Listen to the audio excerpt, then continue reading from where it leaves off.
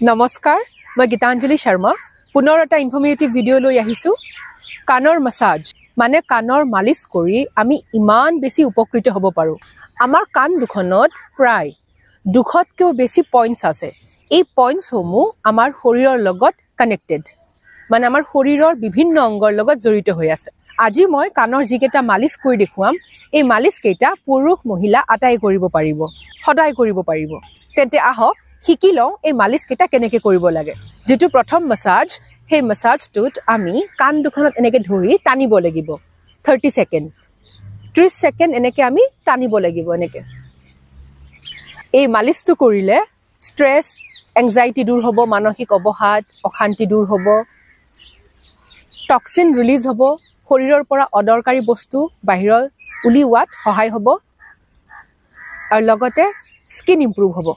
ইয়াৰ পিছৰ যেটো মাসাজ হেইটো ভি মাসাজ মানে আঙুলিৰে এনেকে ভি শেপ বনাই লব লাগিব এতিয়া কাণৰ পিছফালে এনেকে আপোনালোকে লাহে লাহে মাসাজ কৰিব লাগিব 1 মিনিটৰ কাৰণে এনেকে বুজিছে নিশ্চয় এই মাসাজটো কৰিলে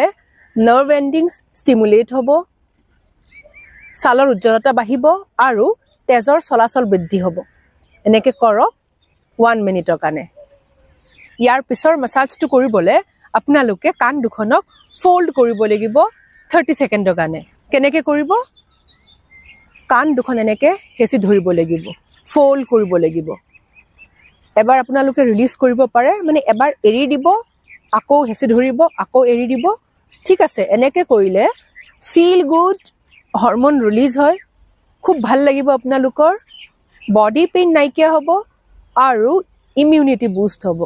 বেমাৰ প্ৰতিৰোধ ক্ষমতা বাঢ়িব এনেকে 30 সেকেন্ডৰ কাৰণে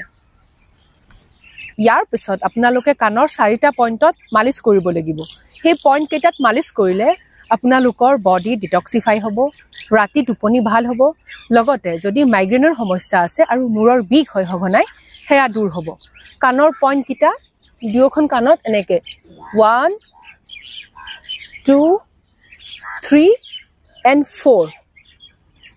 এই দুটা আঙুলিৰে এনেকে প্ৰেছ কৰিব লাগিব 1 মিনিট 1 2 3 and 4 একদম হেখৰ মালিশটোত আপোনালোকে কাণ দুখনক ভাৰ্টিকেলি ফোল্ড কৰিব লাগিব লম্বাকে এনেকে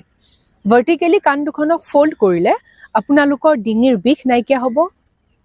মগজু শান্ত হৈ পৰিব আৰু লগতে টেনচন দূৰ হ'ব কেনেকৈ কৰিব এতিয়া হেয়া দেখুৱাইছো কাণ দুখনক যেটো আমি ভাৰ্টিকেলি কৰিম সো লম্বাকে মানে এয়া কাণৰ পিছফালত আঙুলিটো দেন এনেকে প্ৰেছ কৰিম 30 সেকেন্ড দুয়োখন কাণত কৰিম আঙুলি দুটা কাণৰ পিছফালে আৰু এতিয়া এনেকে প্ৰেছ কৰিছো ইমান আৰামদায়ক এনেকে আপোনালোকে